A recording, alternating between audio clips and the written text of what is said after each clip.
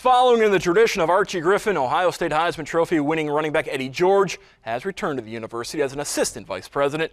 In that capacity, George was in town earlier this year for the OSU Lima Spring for Scholarships banquet, where we had a chance to talk to the Buckeye legend about his new role at Ohio State and much more.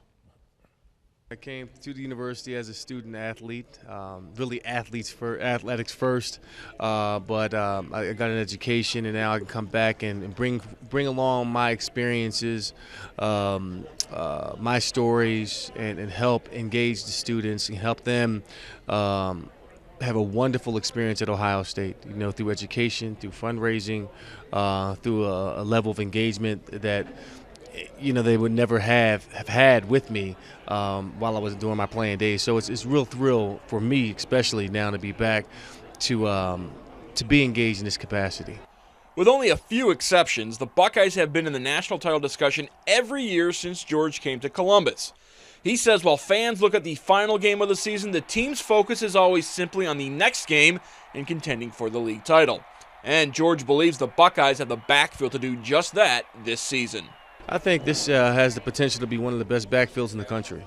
When you look at Braxton Miller, Carlos Hyde, Rod Smith, Jordan Hall, I think they have the opportunity to put up some really big numbers, especially with the offensive linemen coming back, and they look leaner and meaner than they did a year ago.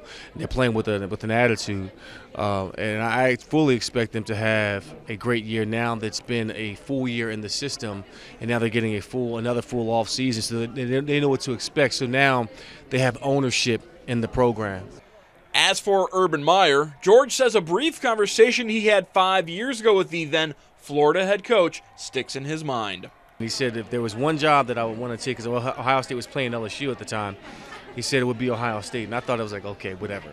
But a few years later, he is the head coach, and I had time to sit down and talk with him for a few hours, had lunch with him, and he is what he is. He's a no-nonsense guy who creates a culture of being highly competitive the moment you walk into the facility, and he's going to get the results whether you like it or not. This is the last season for the BCS. Next year, D1 college football goes to a 4-team playoff, a system George is in favor of. I think it's the evolution of college football. For years, we've been crying for a better system, a system that's going to get have it out on the field.